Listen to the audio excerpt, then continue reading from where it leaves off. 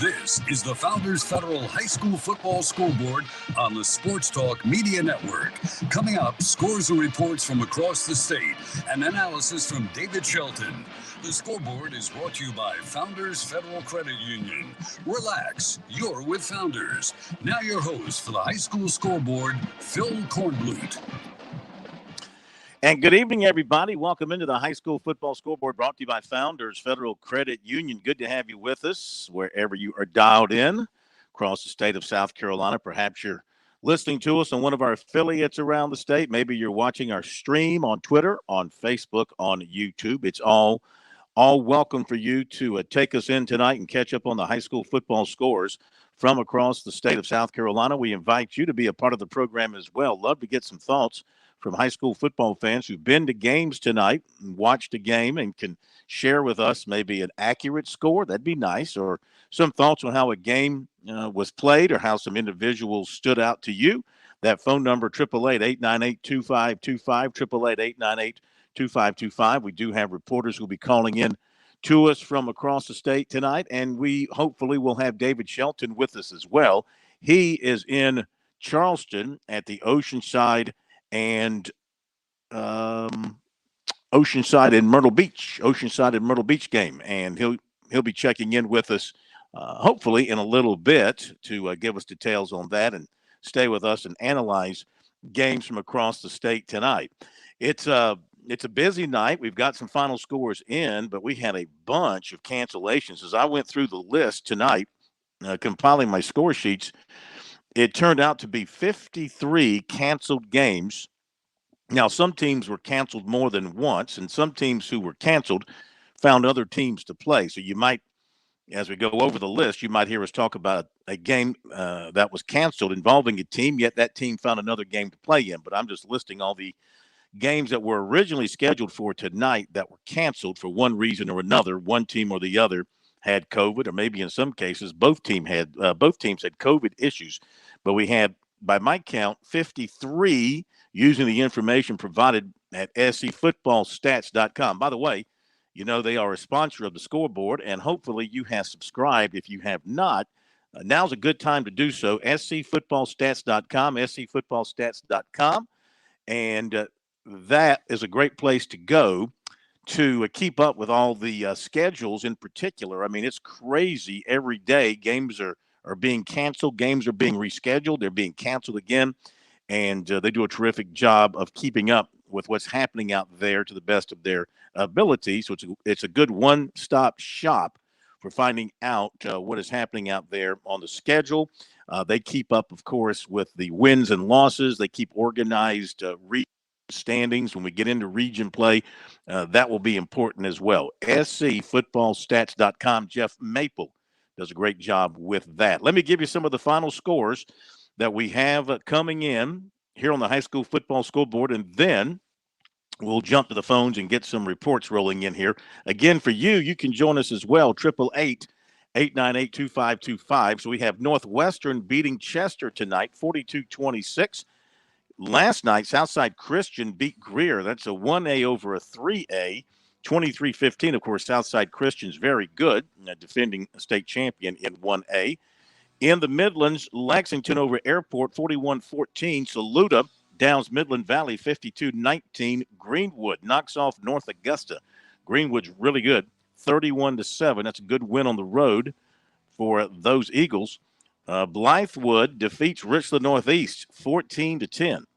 In the PD Grand Strand, one final in, Lee Central over Mullins, 28-0. We go to the Low Country.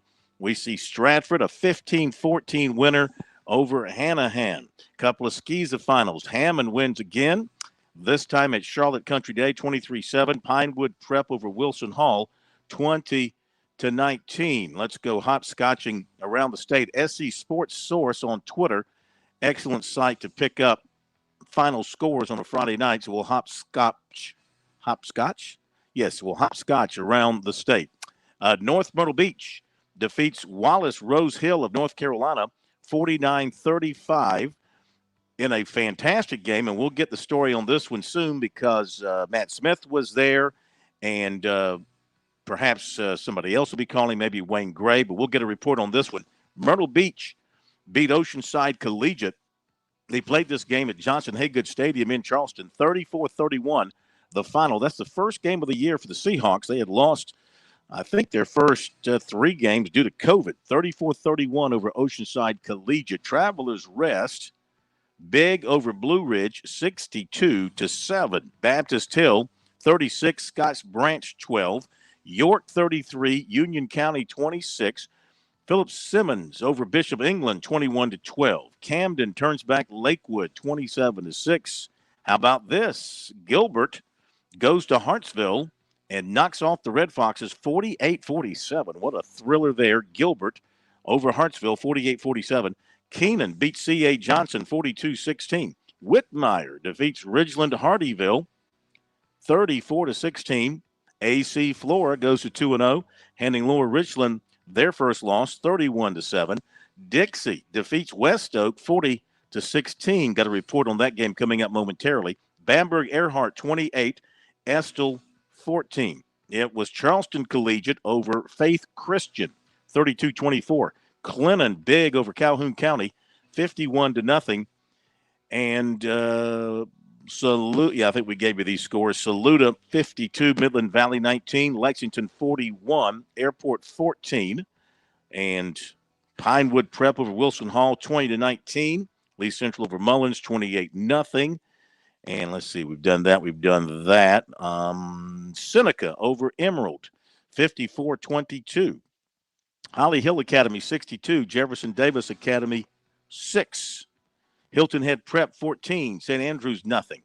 Well Branch 41, St. John's nothing. Sumter beat Carolina Forest soundly 36-7. Heathwood Hall over Cardinal Newman 25-14. PD Academy 55, the Kings Academy nothing.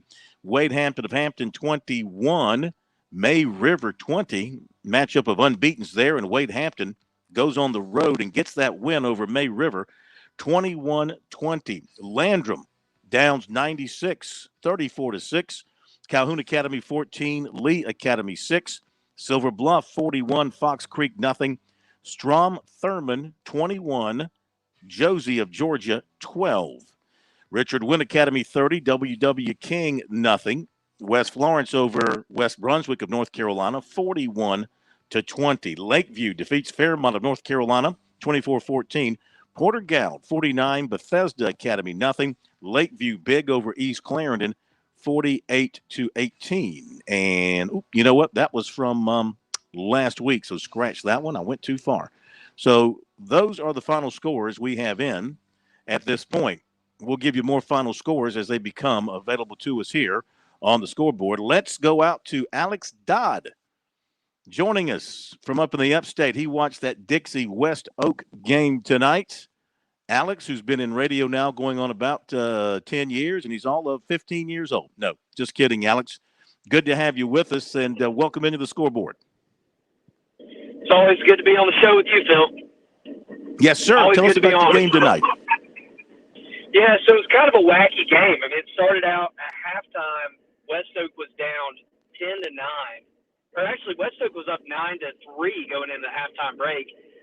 In the fourth quarter, it was a 10-9 game, and Dixie had a third down at about midfield, and they ended up converting and then running for a 48-yard touchdown to take a 16-10 lead, their first of the game. And then from then on, it was all Dixie. I mean, when it rained, it poured for West Oak. I don't think I've seen a game turn around so quickly. In a span of about 6 minutes, Dixie won 30 points. The Warriors, thanks to a safety, a kickoff return, and a couple favorable field position opportunities where they ball the yard line. So it was a rough night for the Warriors.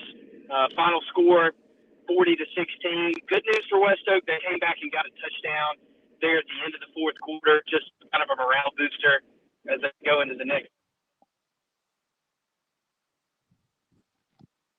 We might have lost him in the mountains of the upstate. Can you Alex, hear me now? you still with us? Yeah, we got you. Go ahead. Continue. I am driving through the mountains of the upstate, but I talked to Coach Yes. Padgett after the game, and he said he felt like his team was physically outmatched. at the end of the game and knows that it's not going to be an overnight process in turning things around over at West Oak. So he had a positive. All right, we'll let you go, Alex, because the signal's not real good. But thank you very much. Appreciate you getting through to us.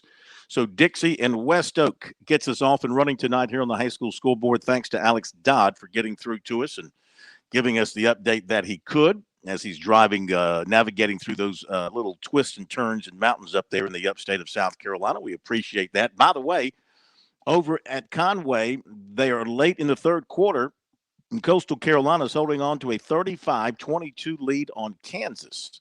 Coastal Carolina went into this game a 26.5-point favorite, and Kansas jumped out early. Coastal came back, has taken the lead, has held the lead most of the way, but Kansas is being real stubborn with this Coastal Carolina team trying to hang in there. 35-22 late in the third quarter there at Coastal Carolina. Other finals, Sherrod beat Loris 21-6. Buford over West Ashley 38-7. Williamsburg Academy 27. Florence Christian 26. And you are up to date on the final scores that we have in at this moment. So we'll take a break. First break of the night here on the high school scoreboard, and we'll gather more scores together. Wait for more reporters to join us from across the state and give you more reports on some of these top games. And a final just coming in, a real big game tonight in the Midlands area. Gray Collegiate stays undefeated, defeating Ridgeview 28-18. That's a two-way over a big school there.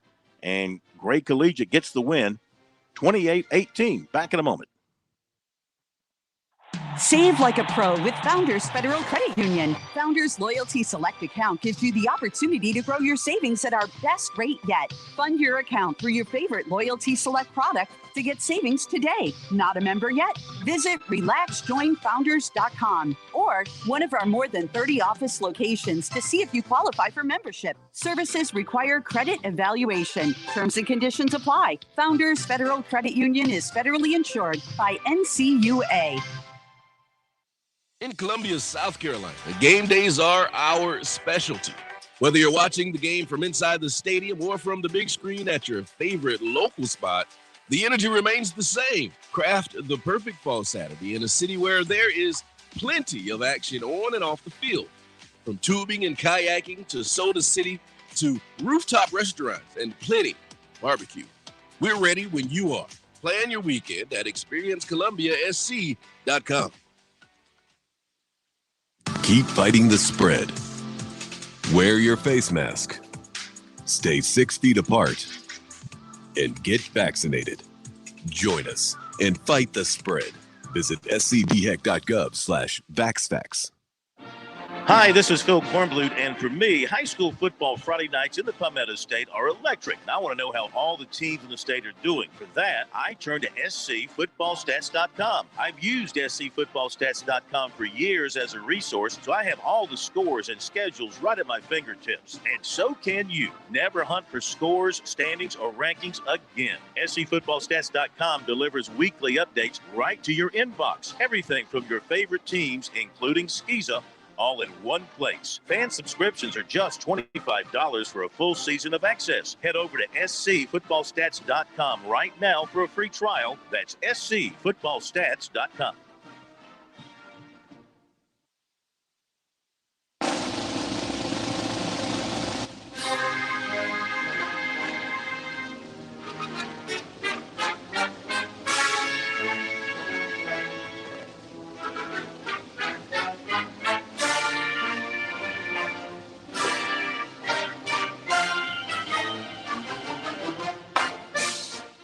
Welcome back, everybody. High school football scoreboard brought to you by Founders Federal Credit Union. Phil Kornblut in North Carolina tonight, actually in Kinston, North Carolina, not too far from Greenville, covering the USC and ECU game tomorrow, and looking forward to seeing the Gamecocks take on the Pirates. In the meantime, we are on the watch for more final football scores in the state of South Carolina, and we're waiting some of our reporters to connect with us. We're also waiting on David Shelton to finish up his duties. He was at that game between Myrtle Beach and Oceanside Collegiate, two really good teams and we'll hear from him as soon as he is available. In the meantime, more final scores. Gaffney 38, Mallard Creek, North Carolina 14. Another big win for Gaffney. That's a good program for Mallard Creek. That's a game that Gaffney had to pick up because of cancellations. So Gaffney wins over Mallard Creek 38-14. Greenville High can play some defense. Almost a shutout tonight. They only allowed a deuce, 31-2 over J.L. Mann. Greenville wins again. Gray Collegiate, as we mentioned, over Ridgeview, 28-18. Ridge Spring, Monetta, and Louisville in a shootout. And Ridge Spring Monetta wins it 58-50. Christchurch downs at St. Joseph's 28-22, and that game went into overtime. And Cheraw over Loris 21-6. Beaufort downs West Ashley 38-7. Williamsburg Academy 27. Florence Christian 26. That too an overtime score. North Myrtle Beach over Wallace Rose Hill of North Carolina 39-35. As I mentioned, Myrtle Beach over Oceanside Collegiate, another thriller, 34-31. That game was played at Johnson Haygood Stadium in Charleston. Travelers Rest bombs Blue Ridge, 62-7. Baptist Hill over Scotts Branch, 36-12. York downs Union County, 33-26. Phillips Simmons, 21. Bishop England, 12. Camden, 27. Lakewood, 6.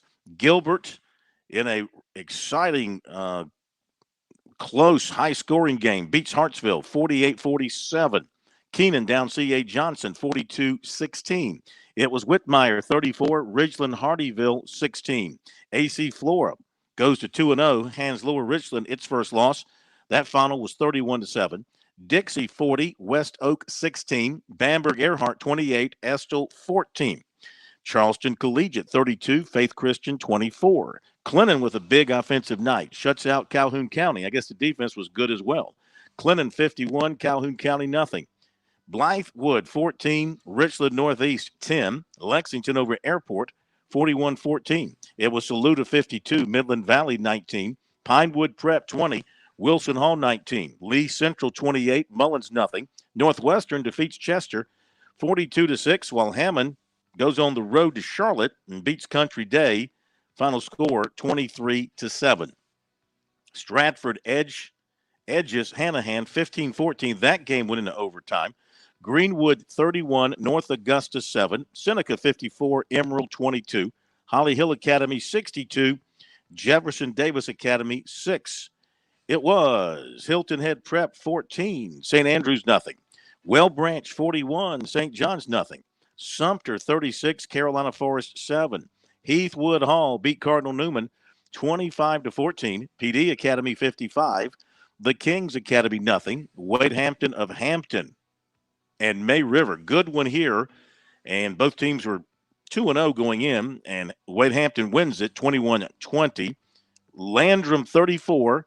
96-6. Calhoun Academy, 14. Lee Academy, 6. Silver Bluff, 41.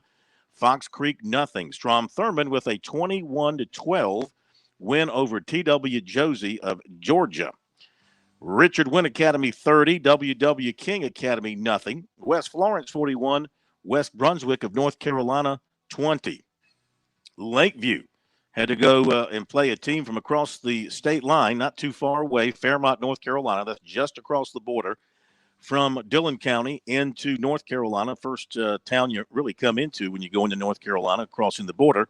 Lakeview wins it 24-14 over Fairmont of North Carolina. Porter-Gaud, 49. Bethesda Academy, nothing.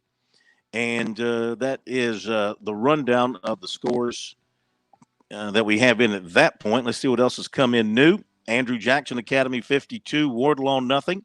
Indian Land beat Broome, 51-33. And Goose Creek over Wilson tonight, 49-28. I think that does bring us up to date there on our scores. So let's go to Lee Glaze, former standout Citadel receiver, star from Sumter High School, now one of the members of the Sumter High broadcast team, sitting in for Kevin Ireland tonight. And he had maybe it was getting rid of Kevin for the night that made the difference for the Gamecocks. They win at 36-7 over Carolina Forest. Why'd you send him out to Seattle? Well, Kevin's got family in Seattle, and he goes out there typically about once a year, and this was the best weekend for it. I said, just go, man. We'll handle it. And we had a good time. So Gamecocks looked good tonight. We were able to run the football pretty much at will, running for over 400 yards tonight, and holding Carolina Forest to just over 200 yards in total offense. They had one really freak play, one of those plays where you think the guy's down, and he kind of lands on somebody, and everybody stops the play, and then he gets up and runs 70 yards for a touchdown. So you take away that 170-yard play, and Carolina Forest really didn't do much offensively. Gamecocks able to come back after some, a tough couple of weeks, having lost their first regular season game in a long time, and then having to deal with some quarantine issues. So they look good tonight.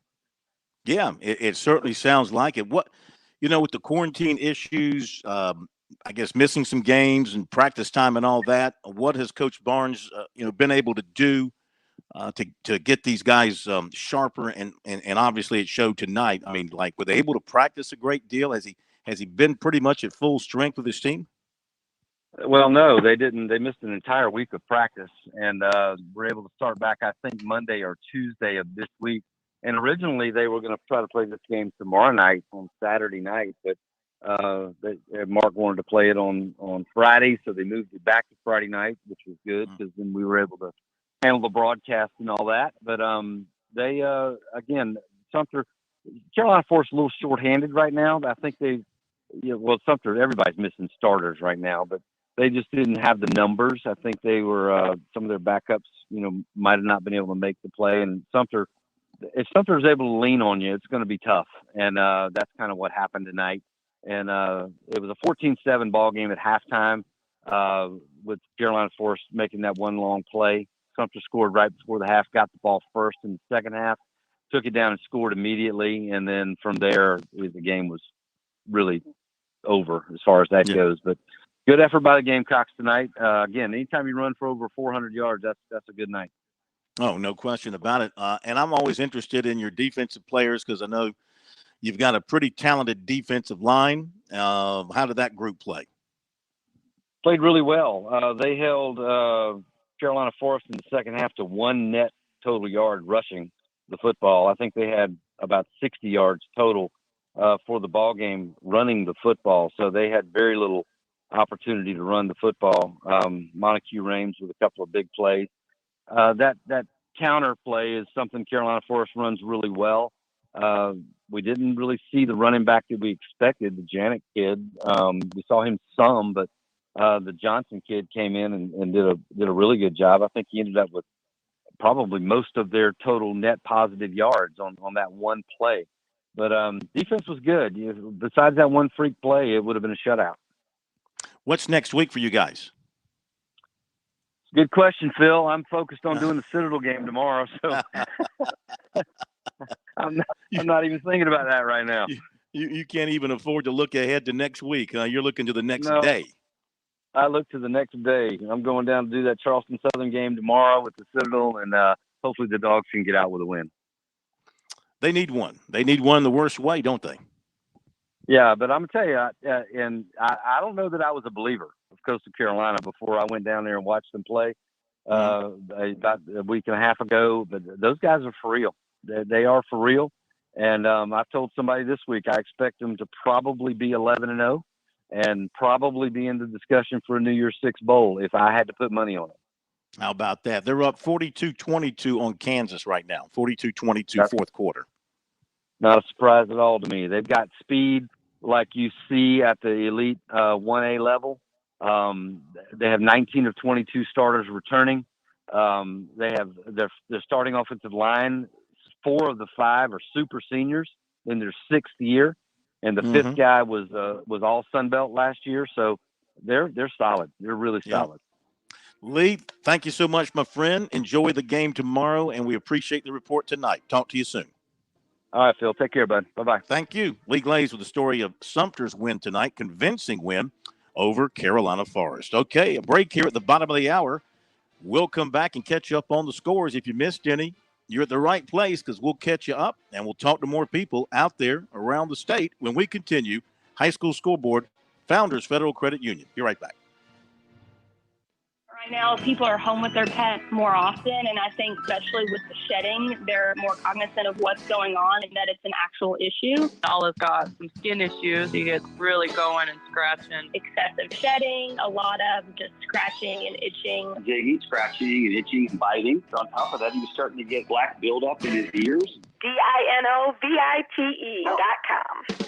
I just heard the Dynovite commercial so many times that I said, you know what, I'll give it a shot. And I ordered it and tried it, and it worked. We started Dynovite, and in our first stock, we noticed a difference, especially with the shedding. Within 3 weeks, he's not scratching and itching, and he's an all-around happier dog. We've got 4 dogs, all different ages, all different sizes, and they've all just responded really well to the Dynovite, and they all love it.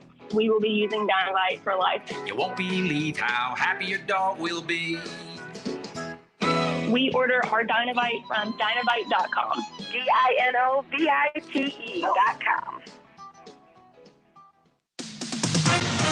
With SRN News, I'm Jason Walker.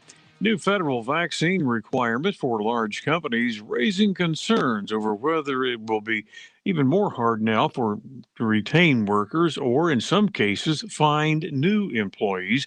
President Biden's new order requires employers with more than 100 workers to mandate vaccinations against COVID or else offer weekly testing. The United States has halted all U.S.-bound flights of Afghan evacuees from 2 main bases overseas after discovering a limited measles outbreak among Afghans arriving in America. Russia's foreign ministry has summoned U.S. Ambassador John Sullivan, Moscow complaining about alleged interference by what it calls American digital giants in Russia's upcoming elections. This is SRN News. Hi. Oh, good, you're home. I need your help. Doing what? Replacing our old light bulbs with these new energy-efficient LEDs. Where did you get these? Dominion Energy. I ordered direct from their online store. LEDs for every room, all at huge discounts. Oh, really? Yes, really. And my 15-bulb order got us free shipping. Sounds too good to be true. See for yourself at DominionEnergySC.com. Where? DominionEnergySC.com. Certain restrictions apply. You ever notice there's a lot of foundation repair companies in the Midlands? Well, I asked my guys at TerraTech about this. Seems like 80% of the homes end up with foundation issues in the Midlands. It's just the soil around here. So how do you pick the right foundation company if you think you're having an issue? I always start by thinking local. I mean, think local always. Your home is your biggest financial investment. You want someone who's been here a while and isn't going anywhere for a while, and that's TerraTech. They're family-owned, they're AAA approved by the Better Business Bureau, and they are 100% local. They use the highest quality products, and they stand behind their work. And I'm not into scare tactics, no way. But goodness, this is your home. I mean, it's your castle. Walk around it. Take a look. If you see cracks in the foundation, just call TerraTech. They'll come out for free. No cost, no obligation. They'll tell you honestly if you have a problem or not. You can trust TerraTech to repair your home. You know I wouldn't say it if I didn't mean it. Online, it's TerraTechInc.com or call them 791-8888. That's 791-8888 or online at TerraTechInc.com. Have you fallen behind on your taxes and might be facing IRS penalties? Have wage garnishments, levies, or liens? Have unfiled tax returns? You want someone local and qualified. Don't fall for those national spots. Meet with me, Teresa, at Capital City Professional Services, and let me help you through your tax maze. I can help with all your tax resolution issues. There are options to get you back on track. Call Capital City Professional Services, 400-8683. That's 400-8683.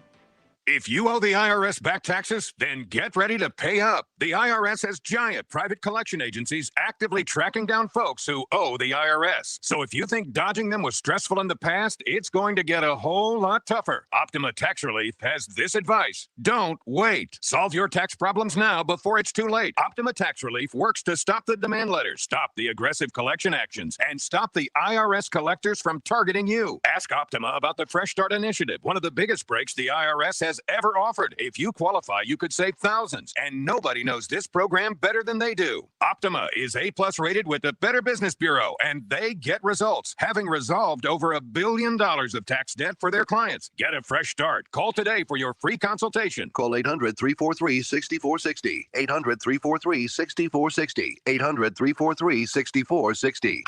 Optima Tax Relief. Some restrictions apply. For complete details, please visit OptimaTaxRelief.com.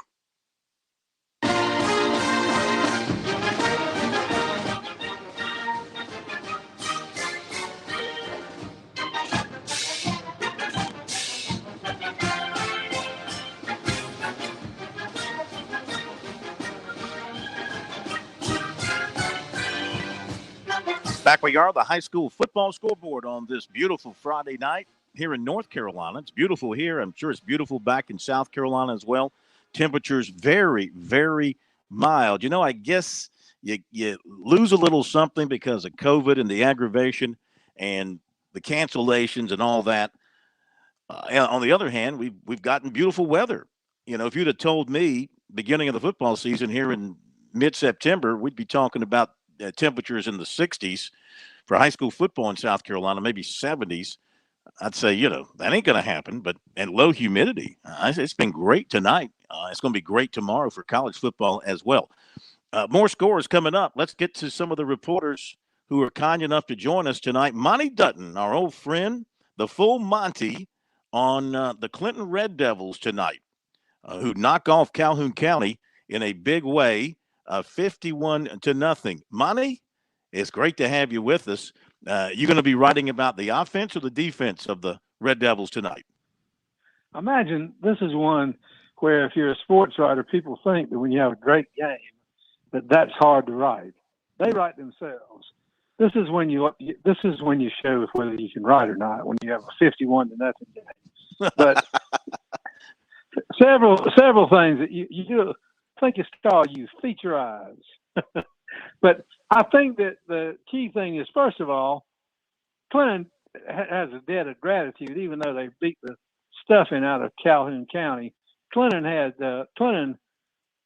lost last week's game, and this week Swansea dropped out. So Calhoun County being willing to come up to Clinton was it was key. Clinton is 3-0 for the first time in quite a while, and they beat Lawrence after they'd lost 7 of the previous 8. So there are high hopes for the first time in a while in an old football powerhouse town.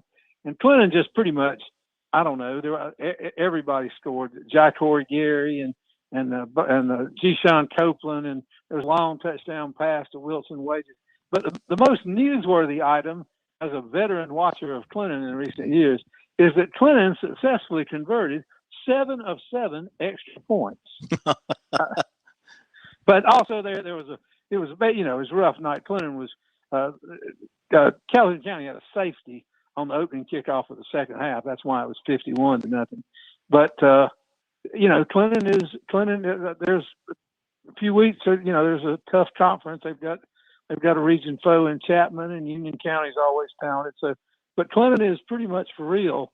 And the last time I saw Clinton was when they beat Lawrence 21-19, and that was a fantastic game. Mm-hmm. And so this was just a leisurely stroll. But as I said, Clinton is a 3A team, and Calhoun County is a Class A team. But Calhoun County did score 50 points last week on Wales Branch. I understand that's a branch of Beaufort's, from what I can tell. But, correct. But they had beaten Barnwell, so But I mean, it was just a mismatch. Corey Fountain has got Clinton turned around, and whether they go far this year or next year, it's coming because Clinton had predominantly sophomores last year, and those guys are juniors, and so Clinton is a good team this year, and they're going to be better next year. Well, I'll tell you what, when they hired Corey Fountain, based off of what he did at Lamar, his background was excellent. You knew they had gotten a really fine coach, and once he implemented his system, it was going to working for him. Well, another secret that Clinton has got that I'm not sure has gotten the attention that it should have. Of course, here locally we know about it, but Clinton has one of the best volunteer defensive coaches around. Tommy Spangler is helping Clinton's defense, mm-hmm. And he has had an effect. And that's like the first thing I heard when I knew it, because I watched PC play, and it's so strange. I haven't covered a story this shocking since Dale Earnhardt died. I mean, when PC let Spangler go after the first winning season in a while, and now it's something completely different. I'm going to be at the PC game tomorrow and take my calculator along with me. You probably should. Yes. And Lawrence was didn't get to play Daniel but they'll be back next week. But I mean, actually in Lawrence, I also on a website in Anderson County called Electric City Sports, and we just started a Furman site, FurmanATT.com. But here in Lawrence County, I could not have two better coaches to work with than Darryl Smith at Lawrence and Corey Fountain at Clinton. They're both just a pleasure to deal with. And they're doing a heck of a job. Monty, it's great hearing from you again. We'll talk to you next week. Enjoy the PC game tomorrow. Don't take your eyes off that PC offense. Who are they playing? Fort Lauderdale, I think. Yes, they're playing at Fort Lauderdale began its athletics program last year. Here's my point. Fort Lauderdale has never known anything other than COVID. Explain. They have never known a season without COVID in athletics. Oh, yeah, this is true. Yeah, because they're brand new. You're right. That's Well, right. good luck tomorrow with that, and we'll talk to you next week. Thanks so much. Move on. You can't take too much time with a 51-0 game. Nice talking to you, sir. All right, thank you. We go from a blowout to a nail-biter. Real exciting matchup of two quality teams. We welcome Wayne Gray, the Honorable Wayne Gray from Myrtle Beach. And he was part of the they were going to do a broadcast, but I understand that things evolved where they couldn't do the broadcast. But still, Myrtle Beach comes away with a thrilling 3-point win over Oceanside Collegiate. Wayne, welcome in. Good to have you with us. Tell us what happened. Phil, thank you. Glad to be with you. We learned about 6 o'clock. Matt Smith and I were going to call the game because Lane Harris, who I normally broadcast the game with, also is on the Coastal Carolina broadcast. So, of course, he was back at home. But we learned about 6. We were unable to produce the show due to some production issues. But it was a great game. I got to admit, Oceanside Collegiate is a better football team than I expected, particularly having coming into this game with 2 losses and 1 win against a single A team, C.E. Murray, last week. Myrtle Beach was dominating the first half, and the score was 20-3, and Myrtle Beach was driving and in Oceanside's territory, and little errant pass, a little behind to Adam Randall, the Clemson commit. He couldn't handle it. He bottled the ball. The Land Sharks intercept it, return it for a touchdown, score the extra point. We're kicking off to them, and then they return the kickoff back at the opening of the second half. So 2 plays that quickly around the halftime, the score goes from 20-3 with Myrtle Beach maybe going up 27-3 to now 20-17. That gave Oceanside some confidence. They began to play with a little bit of swagger. But Myrtle Beach battled through, and at the end there with about 2.5 minutes to go in the game, Ryan Berger, who's committed to App State, the quarterback, finds Adam Randall, who's again committed to Clemson, our wide receiver that's about 6'3", 200, got a 4.4, 4.5 40. I mean, he's just a specimen of an athlete, and you could tell it. And then we go ahead, we make the extra point. I mean, we actually go up by 1, convert on the 2-point conversion, go ahead 34-1. 34-31, then towards the end of the game, Oceanside's driving. They convert a couple of third downs. But then Josh Gunn makes an interception in the end zone with just over 2 minutes to go. That puts the ball on the 20-yard line for the Seahawks, and they ran the clock out, converted 1 first down, and were able to run the clock out. Big takeaway from Myrtle Beach. That was our first game. Our first 2 games were canceled due to players being in COVID protocol. So you could tell we were a little rusty and just not ready to be in a game environment, and to go on the road against a really good 3A team, Oceanside Collegiate, whose quarterback had a great game. They got a strong defensive front, 3 players in that 3-4 defense for Oceanside Collegiate that's very good. So the takeaway from Myrtle Beach is to go on the road, first game, playing somebody that's playing their 4th game, fight through some adversity and hold off for a win. And take that into our regular season. We're going to start our region play next week against Darlington. Tell us what they've been doing during their time in quarantine and everything else to try to stay sharp, to try to have an edge to them when they finally got a chance to play. And what makes that challenging, Phil, is the last 2 weeks, on a typical 4A team in South Carolina, you probably dress about 40, 45 players. They've had 2 weeks ago, they had 21 players in quarantine. Last week, they had 24 players.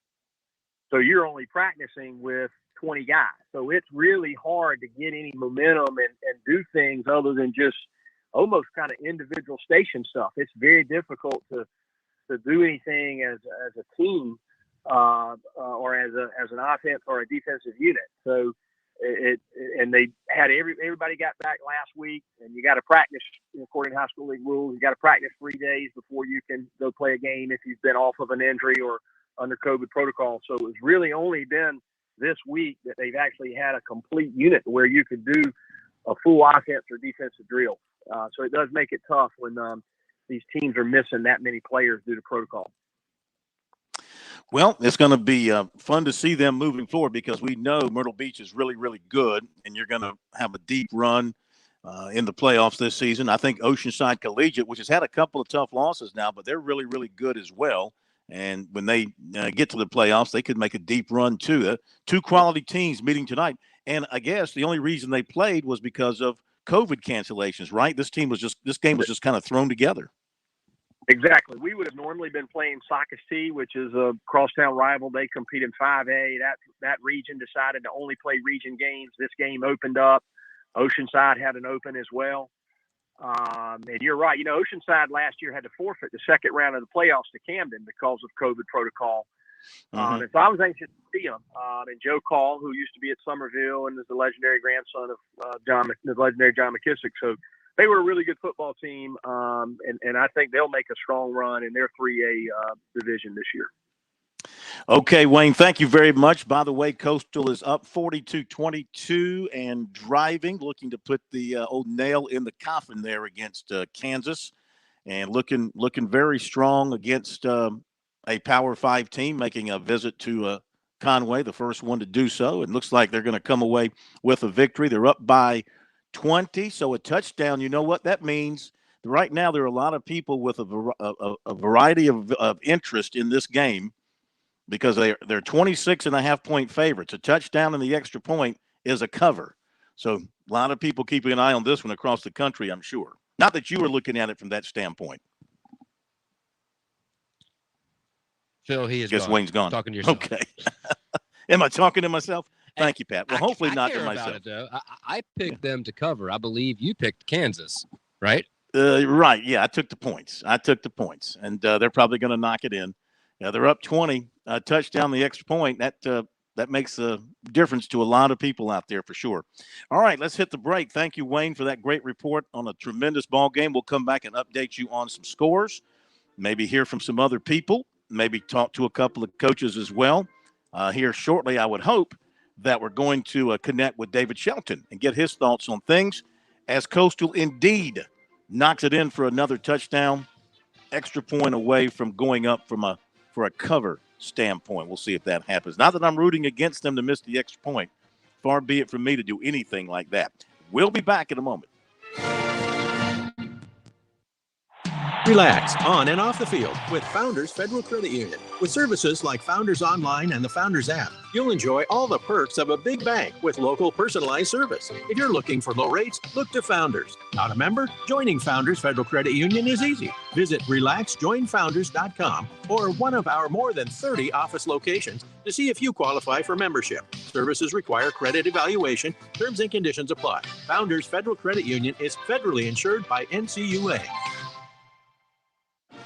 Hi, this is Phil Kornblut, and for me, high school football Friday nights in the Palmetto State are electric. And I want to know how all the teams in the state are doing. For that, I turn to scfootballstats.com. I've used scfootballstats.com for years as a resource, so I have all the scores and schedules right at my fingertips. And so can you. Never hunt for scores, standings, or rankings again. scfootballstats.com delivers weekly updates right to your inbox. Everything from your favorite teams, including Skiza, all in one place. Fan subscriptions are just $25 for a full season of access. Head over to scfootballstats.com right now for a free trial. That's scfootballstats.com. I learned that people are just looking for somebody to listen to them. You can't just start cutting somebody's hair and you're going to be quiet the whole time because you're not going to be in business long.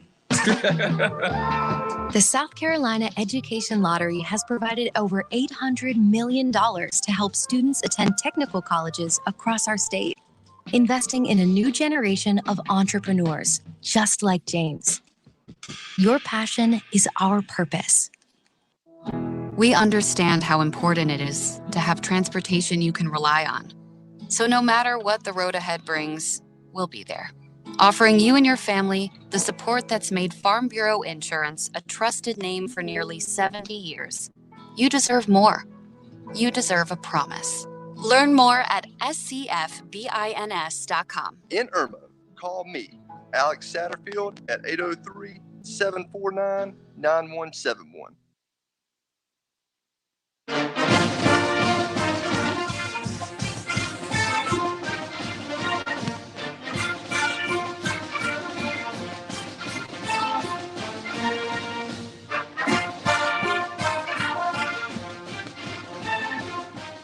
We are back on the high school football scoreboard, brought to you by Founders Federal Credit Union. Good to have you with us tonight across the state of South Carolina, listening to us on one of our great affiliates, perhaps watching us on our Twitter feed, on our YouTube feed, or on Facebook. All ways to catch us here on the high school football scoreboard, as well as on Sports Talk on a nightly basis. David Shelton should be joining us here in just a little bit, so stay tuned for that. I know people are anxiously awaiting David's return to the airwaves tonight, and we are efforting to get that done. In the meantime, I will tell you that Scotland County of North Carolina defeated Marlboro County tonight in a good one, 20-16. Do I hear that we have David with us? David, are you there, sir? I can hear you. Can you hear me? Oh, listen to you, loud and crystal clear. Well, we just had Wayne live Gray from the on. McDonald's, from the McDonald's parking lot in downtown Charleston. Hey, I know that parking lot. You mean the one right across from Johnson Haygood, just down the street? That is me. I know that lot well. Well, Wayne just gave us the details on that win. Heck of a ball game by both Myrtle Beach and Oceanside Collegiate.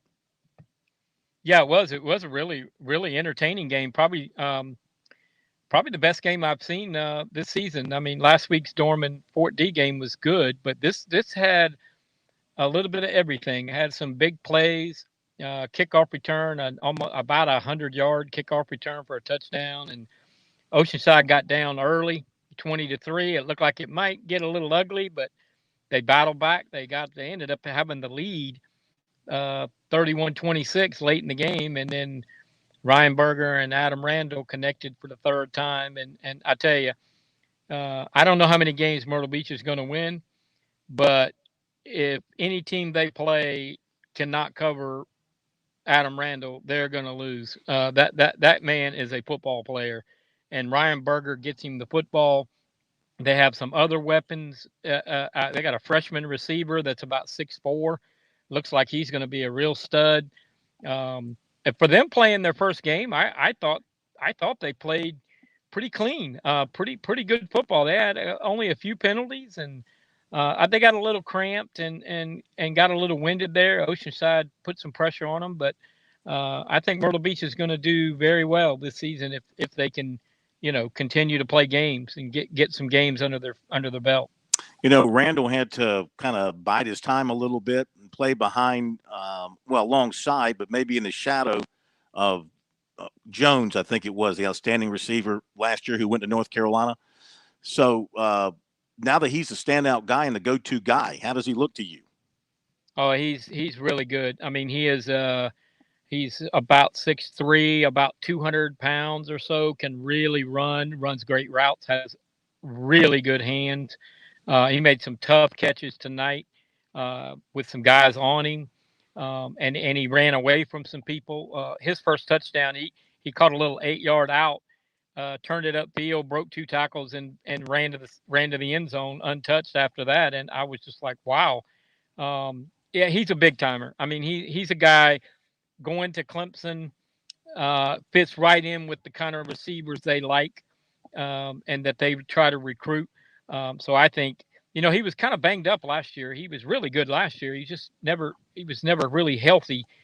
So he really didn't put up the huge numbers, but I mean, he still had about 900 receiving yards and about 9 or 10 touchdowns, but he had 3 tonight, and then he went into the Wildcat and had probably 65, 70 yards rushing in the Wildcat.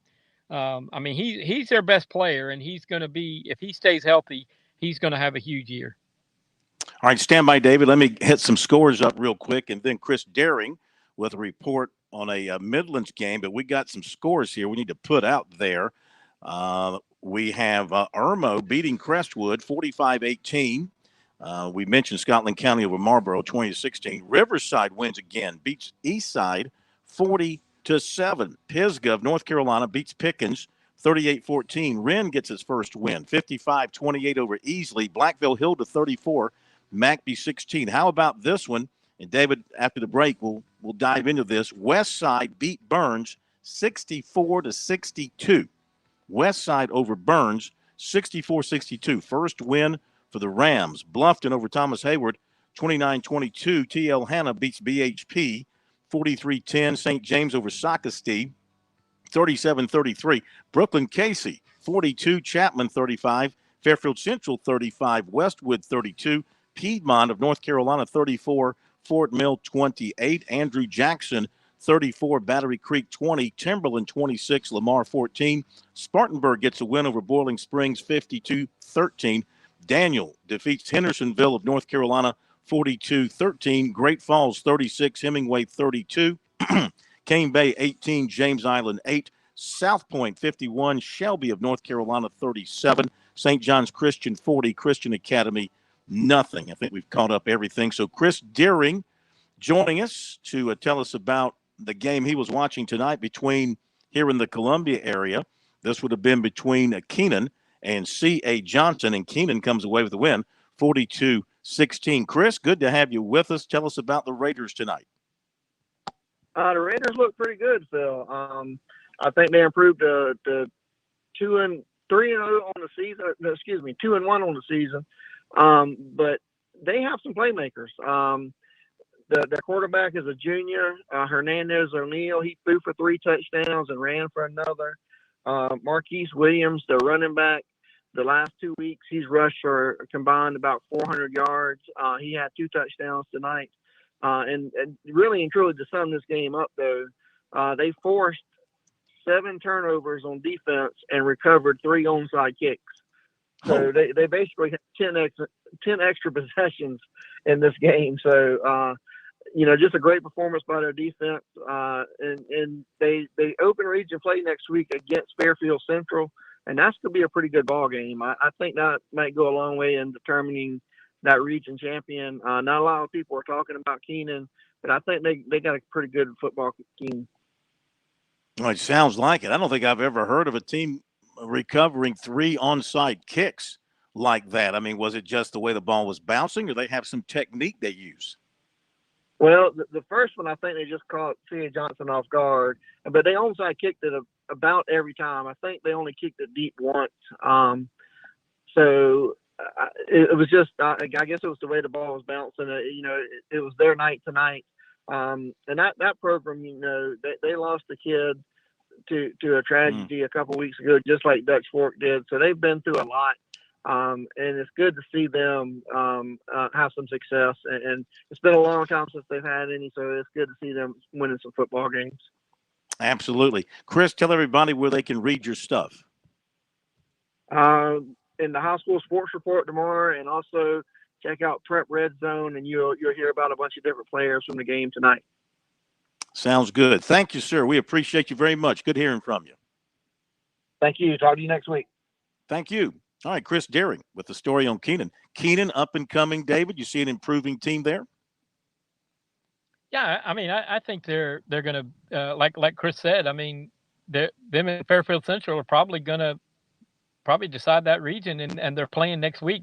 Fairfield's got a pretty good team. I don't think Keenan is a team that, we can start talking about state title contender, but yeah, you got to crawl before you walk, and they're starting to walk a little bit right now. So I look for them to continue to improve over the season. Yeah, like you said, you got to start somewhere. Plus, they had to deal with the death of a player, which obviously is an emotional setback for an entire team. All right, David, hang on. It's the top of the hour break. We'll be back on the high school scoreboard.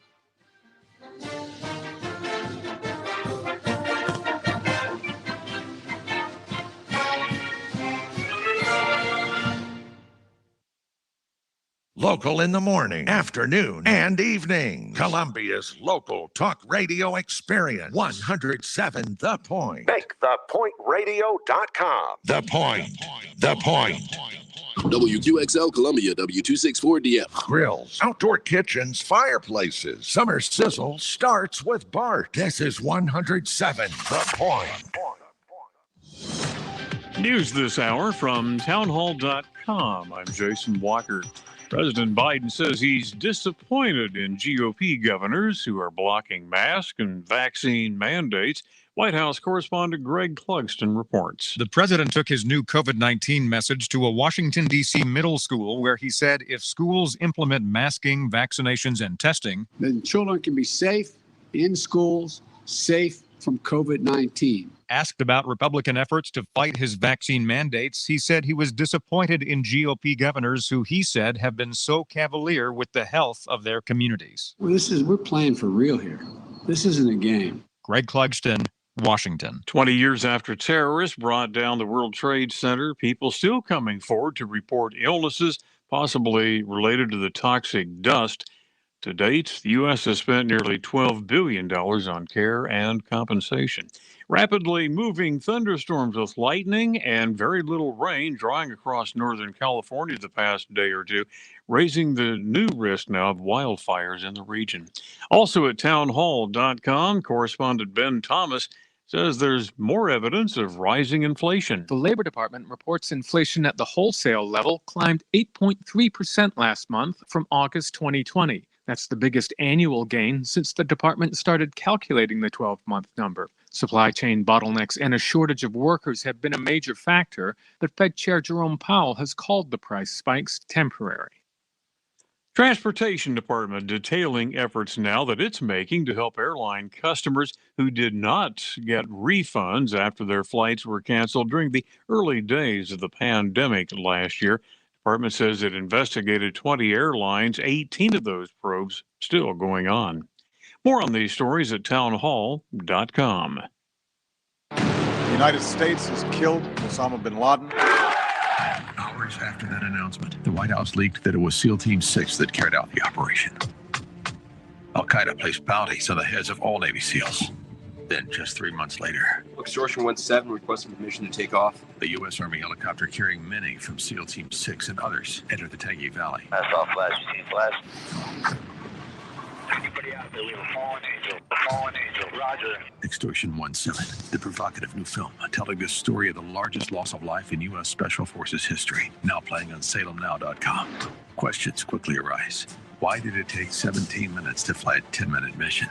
Was there a black box on board? Every American should be taught about what happened in Extortion 17. What really happened to SEAL Team 6 that dreadful night? Fallen Angel, Extortion 17, the story most Americans don't know.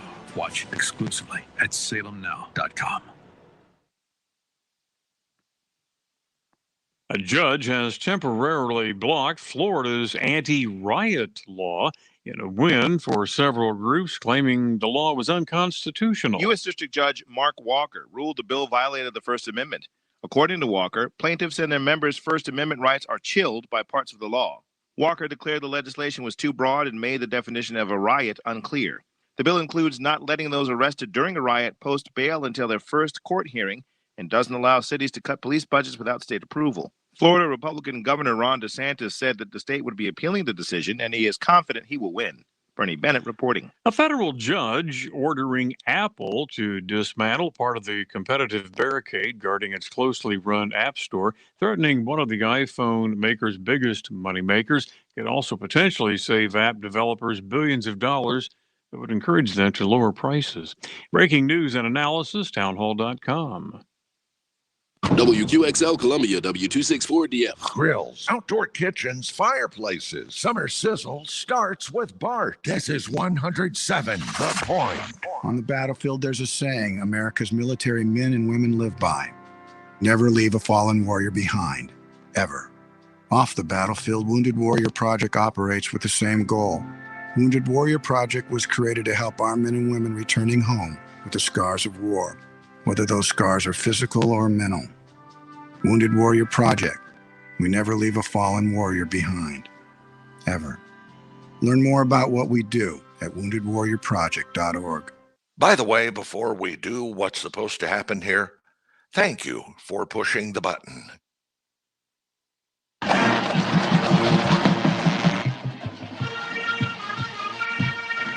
This is the Founders Federal High School Football Scoreboard on the Sports Talk Media Network. Coming up, scores and reports from across the state and analysis from David Shelton. The Scoreboard is brought to you by Founders Federal Credit Union. Relax, you're with Founders. Now your host for the High School Scoreboard, Phil Kornblut. All right, welcome back, everybody. It's hour number 2 of the High School Football Scoreboard. We are just getting started as they are just finishing at Coastal Carolina. You know, it's David, this is why it pays not to gamble, because Coastal Carolina was a 26.5-point favorite over Kansas, and they won by 27. Kansas drove to about the 15 at the end of the ball game. I had one eye on it and was trying to plot some scores here. I think they got down to about the 15. I don't know what happened to end the drive, but they stopped the drive. The point is that Coastal covers by half a point. How did the people in Las Vegas figure this thing out? Dude, it's all a fix. It's all a fix. In what way? These college athletes are on the take. Okay. Well, I can't prove it, and I can't tell you which ones, but come on, they're right too often. It can't be. I mean, nobody's that smart. Well, like in our little pick'em contest, I took Kansas and the point. So I mean, I'm like, just kick a field goal. Just kick a field goal there at the end. You'll make a lot of people happy. But then again, a lot of people were happy that they didn't kick a field goal. That's why Vegas never has the lights go out. That's why they never go broke, because they're playing both ends toward the middle there. And so it was a great win by Coastal. All seriousness here, great win for Coastal. 9 straight home wins, ranked 17, probably going to move up a little bit more, I guess. I mean, now that you're ranked 17th in the country and you beat Kansas, this is the thing. I mean, how do you respect, as a voter, what is your respect for Coastal? Do you respect them so much that you're not impressed by a win over Kansas, or do they still have to prove something to you, and beating a Power 5 team again at home is worthy of more votes to move them up? Well, I'm a big Jamie Chadwell guy, and I covered him when he was the coach at Charleston Southern, and I love those coaches there, Willie Korn, Colton Korn, Chad Staggs, but no, they're not. No, they don't need to be higher than 17th in the country. I could name 17 teams right now that I would take over them in a game on a neutral field or at Coastal. It wouldn't matter. I think they're a great team for their level, but I don't see how you can move them into the top 15 for beating Kansas, who I would think Dutch Fork would probably have a pretty good shot of beating on a good night. So maybe down the road we'll see, but after these 2 wins, no, I wouldn't be ready to move them in the top 15. So here's the question. Okay, here's the question. Since you're bringing that up, if Coastal Carolina and South Carolina met on a neutral field, who would win? This current South Carolina team? Yeah, I mean, if they were playing tomorrow, if Coastal didn't play tonight and they were playing South Carolina tomorrow on a neutral field, who do you think would win? I think Coastal would have a shot. I would pick South Carolina because, I mean, they do have some 4- and 5-star guys. I mean, last I checked, they recruited pretty well. Maybe they're not in the right position right now, but I would think South Carolina would beat Coastal in a close game. But having said that, if Coastal beats South Carolina, that still doesn't say, oh boy, put them in the top 15. Because what are we saying about South Carolina? I've been listening to you all week say East Carolina's got a shot to beat Carolina. Ain't gonna happen. If these guys that were recruited by the previous staff are as good as everybody said they were, East Carolina will not beat South Carolina tomorrow. Period. Okay. End of story. Well, Gamecock fans, you heard it from David Shelton. And me picking South Carolina to win a game is really hard to do. But I think the game will be, it could be single digits, 28, 21, something like that. But I don't think East Carolina is going to beat South Carolina tomorrow. All right, very good. Let's go through some scores, David, and have you break down some things. And we're going to try and dial up some coaches and hopefully get some more reports from guys out in the fields tonight. But the game I wanted to start with, I touched on it before we had Chris Deering on. I want to go back to it. West Side beating Burns tonight 64-62. Now, you know, there's a Dutch Fork hangover that happens to teams that play Dutch Fork the next week. Maybe Burns was dealing with that, but still, great win for the Rams, 64-62. Could you see the number of points coming in this ball game? I mean, Westside had been struggling, I think, a little bit on offense. They put 64 up there tonight. Yeah, I think maybe their quarterback played tonight. I'm guessing Peter Zamora. He did not play last week, so that if he played tonight, that's a big reason why they were better offensively. But that's a lot of points. I would not have predicted that. I would have said, you know, maybe in the 30s. But I don't know where neither offense is that great, and neither defense is that bad, in my opinion. Mm-hmm. That's just one of those games that I don't know. I didn't see it, but it just probably just took off and back and forth. But that's a lot of points. Ain't no joke. I mean, seriously, that's up and down the field, and that's not a lot of defense. It's a lot. When you have a lot of points, that means it's not a lot of defense. We'll try and catch up with Scott Early, the West Side coach, here in a little bit and see if we can get him to tell us exactly what happened in that game. So let's continue in the upstate, David. We'll stop to have you talk about some of the bigger decisions here. Spartanburg gets a win over Boiling Springs, 52-13. How about Brooklyn Casey going to Chapman getting a win, David, 42-35? That's a nice win because, you know, I've been picking Chapman as one of the teams to beat in 3A, and Brooklyn Casey needed to kind of get a signature win to go on the road and beat those cats. That's a signature win. So Brooklyn Casey is definitely, no doubt. Yeah, good win for them against a really good team. It was Northwestern 42-26 over Chester. Christchurch over St. Joseph's 28-22. Clinton shuts out Calhoun County 51-0. We had Monty Dutton on who covered the game, David. He says Clinton is for real, that Corey Fountain's gone in there and done a real good job. Maybe that win over Lawrence earlier should have been notification that, yeah, Clinton's got a chance to be a good team this year. Oh, yeah. I knew, and I think we said this a couple of years ago when Corey Fountain left Lamar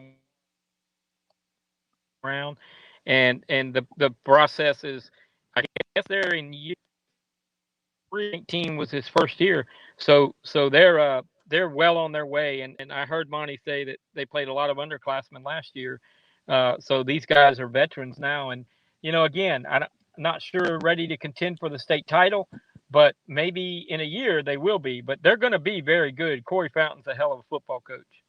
Yes, he is. Hang on, we'll get back to more scores in a moment. We do want to welcome in Westside coach Scott Early to the high school scoreboard. I've been waiting for him to win a game to bring him on so he'd be in a good mood and would talk to us. And tonight is the night. He must have had some of those weapons you mentioned, David, back in the lineup to score 64 points to beat Burns 64-62. Coach, first of all, great to have you with us. Congratulations on the win tonight. Man, when the corn calls you, you know something special occurred. Well, it's not every day you beat Burns.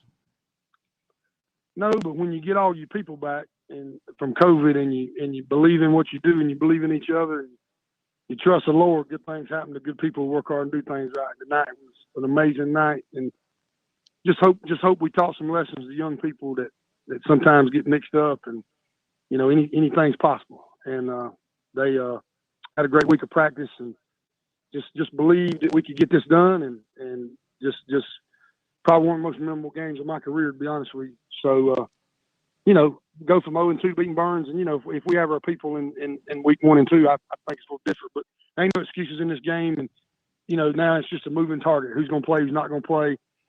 And we had our people back tonight, minus 4, and the kids just refused to lose, and the coaches, everybody did a great job.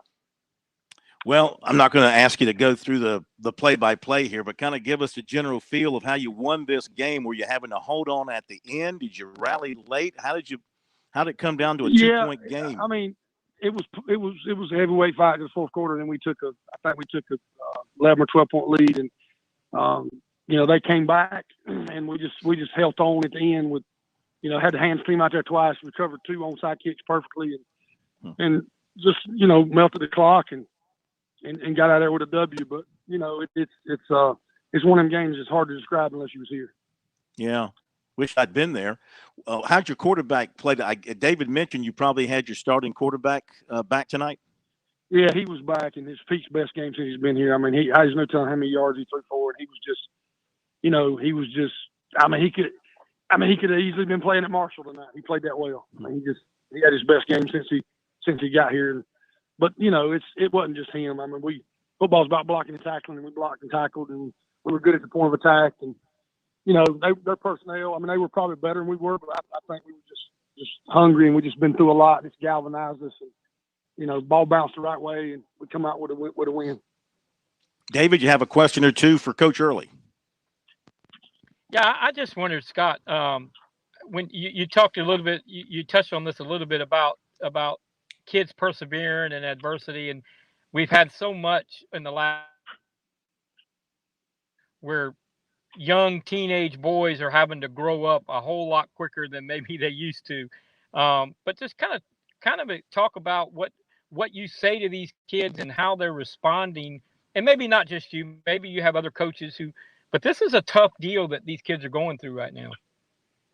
Well, it's not only a tough deal, but it's twice as tough as it was last year. Last year this thing, attacked guys like medium corn. This year it's just attacking kids. I mean, we sent 380 kids home at Westside High School on Thursday and Friday, and you either contact trace or you're positive, and we've just pulled together and tried to get them through it. And our medical staff's been incredible, and we can instant test them here now, and just encouraging people to get vaccinated. And it's just last 2 years, these kids have been through a lot, and the coaches juggling schedules and just things going on, but we just try to stay focused on what we can control, don't worry about what we can't control, and just have a positive attitude and give great effort, and just have faith that something's good gonna happen. And tonight, it's sort of a lot of the lessons we've tried to teach them, and cute jumping and reading poems and speaking, just all the rabbits over the years you pull out of the hat.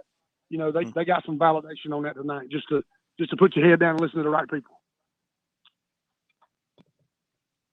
Follow up, David? Nope, I'm good. Okay. Great win, Coach. Let me ask you real quick, as a director of the Touchstone Energy North-South All-Star Game, with all this stuff going on, how are we looking at this point, for having that game in December, or is it too soon to make a call on that? Obviously not a call, but to have a feeling on that. Well, we're going to stay the course and not panic. And, I talked to some doctors that we really trust that works with the high school league, and, they described it to me, this Delta, whatever you call it, it's like sort of like a hurricane. It's going to come in here for about 8 or 9 weeks, and they think it's going to die down after that. And they think we're in about week 5 now. So, I just sort of listen to them, and we're going to wait to make a call. And, obviously if we can play the region games and the state championship, then we can play the North-South game. So I'm looking at it as in a positive, and hoping and praying that we can get back to Myrtle Beach and, do what we all love to do. Sounds good, sir. Thank you so much. Congratulations on the win. What an exciting win for you tonight. We'll talk to you again soon. Thank you, Phil. Appreciate your call. Yes, sir. Thank you. Scott Early from up at Westside. Big win for them tonight, holding on to beat Burns 64-62. Conversely, a tough loss for the Rebels, who started off, I think, 2-0. Now they've lost their last 2. We're going to hit the break, and we will come back and get more from guys out in the fields tonight. Been watching ball games. Got a report coming up on Silver Bluff and Fox Creek. We'll continue to go over the final scores, continue to get David Shelton's expert analysis on these games. Analysis you can't get anywhere else. And, David, before we sign off tonight, I have a unique piece of football strategy that I want to share with you to get your thoughts on it. I didn't get a chance to really talk about it on the big show, but I want to get your thoughts on it. And we'll do that when we get a break later on here on the High School Scoreboard. Be right back. In Columbia, South Carolina, game days are our specialty. Whether you're watching the game from inside the stadium or from the big screen at your favorite local spot, the energy remains the same. Craft the perfect fall Saturday in a city where there is plenty of action on and off the field. From tubing and kayaking to Soda City to rooftop restaurants and plenty barbecue. We're ready when you are. Plan your weekend at experiencecolumbiasc.com. Save like a pro with Founders Federal Credit Union. Founders Loyalty Select account gives you the opportunity to grow your savings at our best rate yet. Fund your account through your favorite Loyalty Select product to get savings today. Not a member yet? Visit relaxjoinfounders.com or one of our more than 30 office locations to see if you qualify for membership. Services require credit evaluation. Terms and conditions apply. Founders Federal Credit Union is federally insured by NCUA. Hi, this is Phil Kornblut, and for me, high school football Friday nights in the Palmetto State are electric. And I want to know how all the teams in the state are doing. For that, I turn to scfootballstats.com. I've used scfootballstats.com for years as a resource, so I have all the scores and schedules right at my fingertips. And so can you. Never hunt for scores, standings, or rankings again. scfootballstats.com delivers weekly updates right to your inbox. Everything from your favorite teams, including Skeeza, all in one place. Fan subscriptions are just $25 for a full season of access. Head over to scfootballstats.com right now for a free trial. That's scfootballstats.com. Every day, you make choices that protect your family. At Farm Bureau Insurance, we're here to help make some of those choices easier. Your local Farm Bureau insurance agent is on hand to provide the reassurance and protection you need. Call today for your free no-obligation review for auto, home, and life insurance that's custom tailored just for you. Call Buddy Bridges in Lawrence County at 864-923-2174, covering Lawrence, Clinton, Joanna, and the shores of Lake Greenwood. South Carolina Farm Bureau Mutual Insurance Company, Southern Farm Bureau Casualty Insurance Company, Southern Farm Bureau Life Insurance Company, Jackson, Mississippi.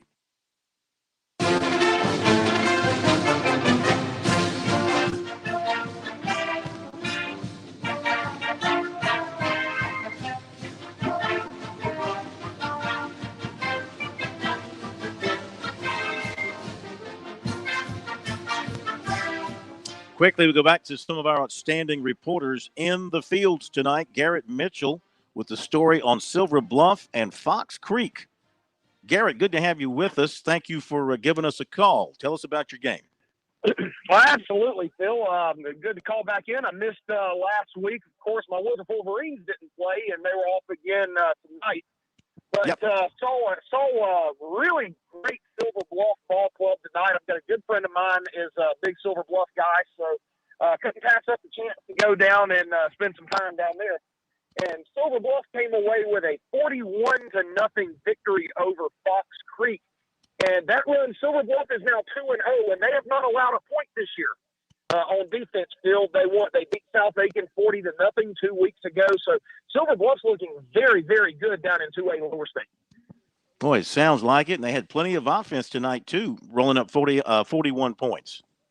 Well, they do. And Silver Bluff has a very balanced attack. And when you look at the quarterback, he's not the biggest guy in the world. I think he's listed on the roster at about 5'8", 160. But he's a serviceable athlete. He's what I call a game manager. He makes the plays he needs to make, but he doesn't do anything to beat you. And look, when you've got a running back, Silver Bluff has a young kid named Trayvon Dunbar. And for anybody that doesn't know his name, they're going to know it very soon. And this young man's just a 10th grader. He started last year as a freshman, and he's already garnering looks from the likes of Clemson and South Carolina and Georgia. He was at Dabo Swinney's camp over the summer.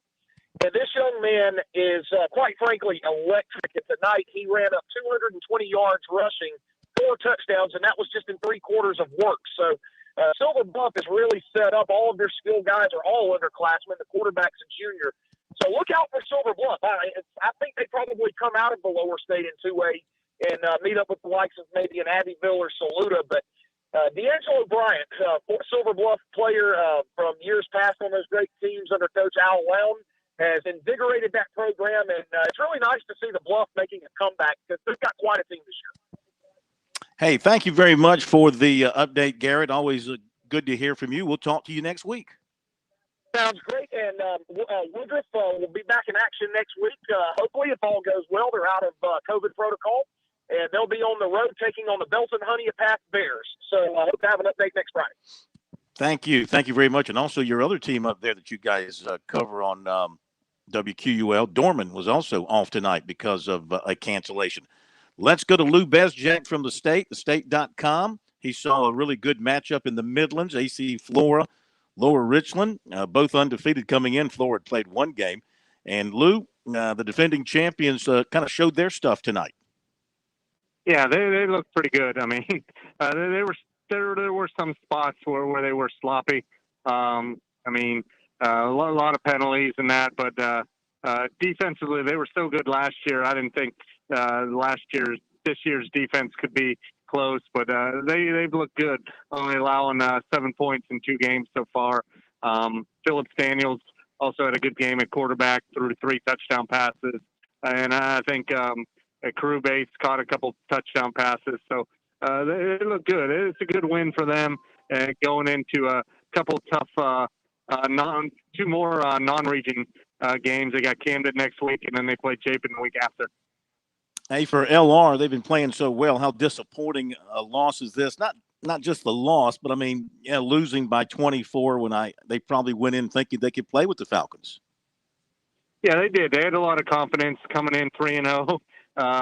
They kind of woke up Flora though a little bit. They when they came out running on the field, they planted the Low Richland flag on the 50-yard line. So probably not the smartest thing to do on the road, but I mean you're trying to build some confidence with these guys. That I think that got Flora's attention if they didn't have it already. So, but they got some talent. I think that region they're in, Region 4 3A, with Chester and Fairfield and Keenan, who's off to 2-0 start. I think that's going to end up being a really tough region, and I think any one of those 4 teams could win it.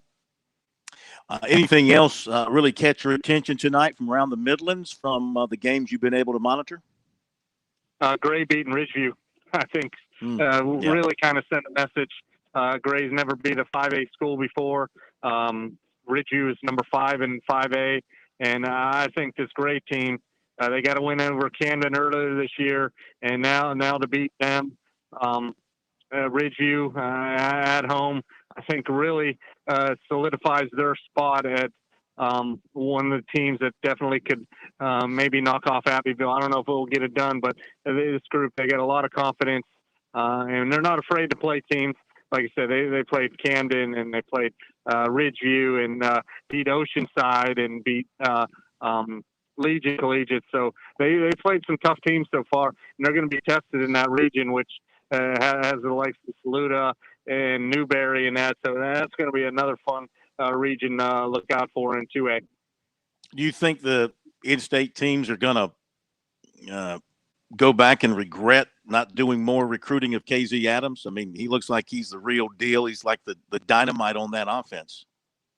Yeah, he had 4 more touchdowns tonight, 3 rushing, 1 catching. I mean, I think Georgia State, talking through with their coaches, they love him, and they got big plans for him. But yeah, I just think maybe the size was probably if he's 2-3 inches taller, maybe he would be a Power 5 guy, because he's tough, he's physical for his size, and he's just a playmaker and dynamic. And in the 4 years, in a 4-year starter, I mean, he's been starting since freshman year, and has really has carried Gray for these last few years, and is off to a great start. I think that's 10 or 11 touchdowns for him already on the season. All right, real quick, about a minute. I see your story up on the Camden coach, Brian Rimpf, being reinstated prior to tonight's game, but not coaching. About 30 seconds. Any quick details you can give us? I mean, he's reinstated. He had to be in the top of the press box tonight with his coaches up top. Wasn't allowed to be on the sidelines with the team. Couldn't join them till like 3:34 today. Just a weird situation. It's kind of small time politics a little bit. What's going in? It wasn't, from what I'm hearing, anything big, but at least he was able to be with his team tonight. I know a couple coaches wore free Rimp T-shirts tonight, so He's back on the sidelines, and they got a big one against Florida next week, and good to see him back with his team tonight. We got to go. Thank you. To update it, but you don't know where to start?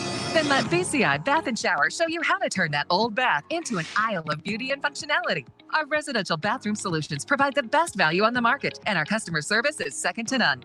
Our cost-effective BCI Bath & Shower family of products has what you need. Remodeling our bathroom was a big decision for us. They didn't make a mess out of our house at all. And at the end of the day, we had a beautiful new bathroom. And it was a great experience the whole way through. We have the best monthly payment programs in the industry, with payments as low as $68 per month, or no interest, no payments for 18 months. That's right. Get the bathroom of your dreams now and pay for it in 2022. Call 1-800-449-1387 for a free no-obligation price quote. That's 1-800-449-1387. When you want quality bathroom products at a great price, it's got to be BCI Bath & Shower. That's 1-800-449-1387.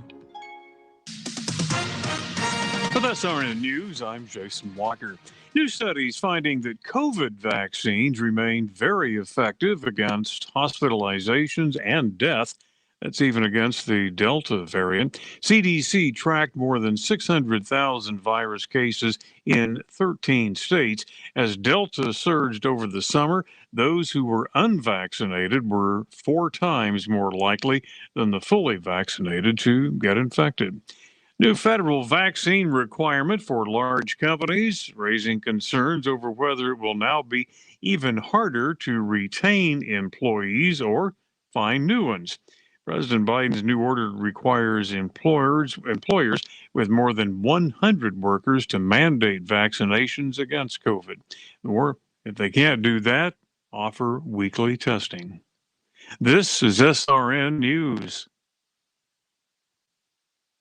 You ever notice there's a lot of foundation repair companies in the Midlands? Well, I asked my guys at TerraTech about this. Seems like 80% of the homes end up with foundation issues in the Midlands. It's just the soil around here. So how do you pick the right foundation company if you think you're having an issue? I always start by thinking local. I mean, think local always. Your home is your biggest financial investment. You want someone who's been here a while and isn't going anywhere for a while, and that's TerraTech. They're family-owned, they're AAA approved by the Better Business Bureau, and they are 100% local. They use the highest quality products, and they stand behind their work. And I'm not into scare tactics, no way. But goodness, this is your home. I mean, it's your castle. Walk around it. Take a look. If you see cracks in the foundation, just call TerraTech. They'll come out for free. No cost, no obligation. They'll tell you honestly if you have a problem or not. You can trust TerraTech to repair your home. You know I wouldn't say it if I didn't mean it. Online, it's TerraTechInc.com or call them 791-8888. That's 791-8888 or online at TerraTechInc.com. Have you fallen behind on your taxes and might be facing IRS penalties? Have wage garnishments, levies, or liens? Have unfiled tax returns? You want someone local and qualified. Don't fall for those national spots. Meet with me, Teresa, at Capital City Professional Services, and let me help you through your tax maze.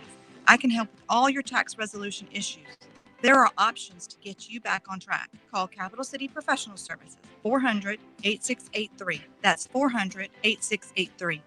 Do you check your Google search results regularly? You should. People often get their first impression of you or your business online. Negative comments on the internet can impact your life and your livelihood. Take control of your online reputation. Get your free reputation report card at reputationdefender.com. It may reveal negative posts from an ex-employee, upset patient or client, news article, legal issue, or even exposed personal information right there in your Google search results. Uncover what's lurking on the internet about you with reputationdefender.com's patented scan and get your free reputation report card. Or for immediate assistance with your reputation, call 800-401-6681. Our cutting-edge technology helps make your Google search results look their best. Call 800-401-6681. That's 800-401-6681. 800-401-6681. Or take the free scan at reputationdefender.com. Hey, Point listeners, this is Casey Whitener, and I'm the co-host of Right on SC on Saturday mornings. Join me and Rex Hurst talking about books, talking about writing, craft, marketing, publishing, the whole gambit. Right on SC.blog, Saturday mornings, 9 a.m. on The Point. Hey, Point listeners, this is Casey Whitener, and I'm the co-host of Right on SC on Saturday mornings. Join me and Rex Hurst talking about books, talking about writing, craft, marketing, publishing, the whole gambit. Right on SC.blog, Saturday mornings, 9 a.m. on The Point.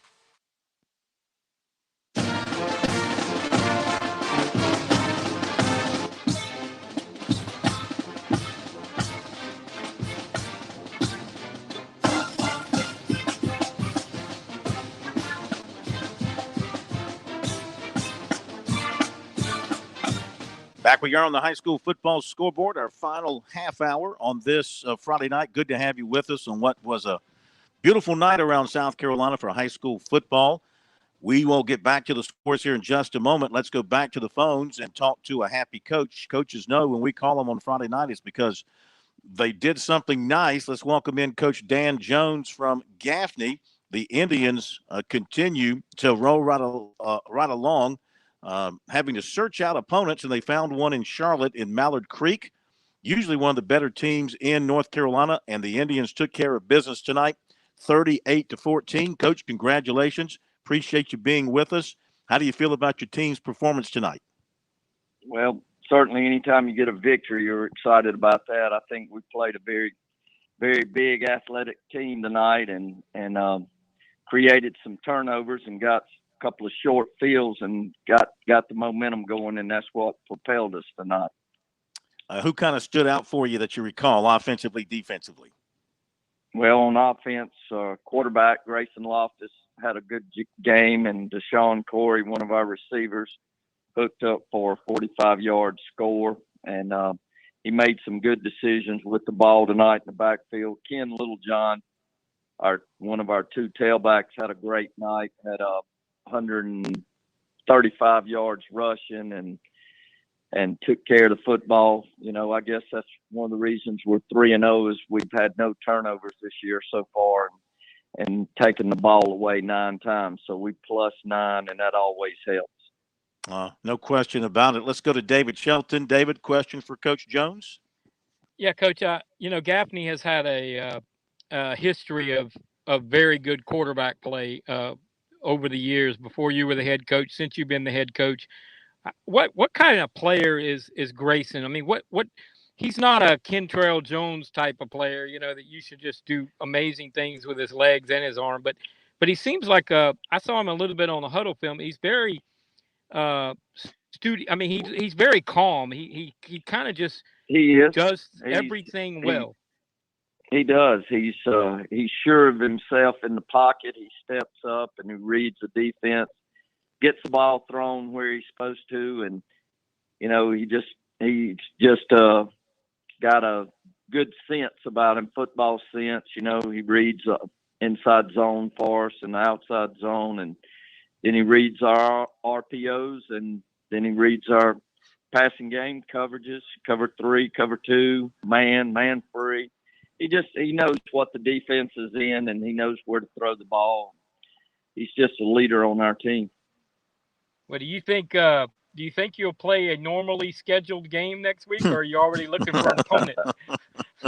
Well, we've got Burns, so if any 1A or 2A wants to come up and play us, we'd be glad. But no, I'm thinking we'll be playing Burns. It's a big game every year, and certainly we hope everybody can stay safe, but you never know. And it has been a challenge. There's no doubt about that. I was hoping at the start of the year that we'd be able to have a normal football season, but it's certainly turned out not to be one. But we hope we can get a game in next week. And then we had scheduled week 5 was an open week for us, but we had to use last week open, so we're looking for an opponent week 5. Well, Burns only scored, 62 points tonight? They didn't win. Yeah. They did put 62 on the board. I know it. So we got to play good defense. There's no doubt. Well, we thank you for joining us. I know it's been a long day and hot night playing football. Congratulations on a great win. We appreciate you, and we'll talk to you again in the future. Thank you, guys. Appreciate it. Thank you so much. Thank you, Dan Jones from Gaffney.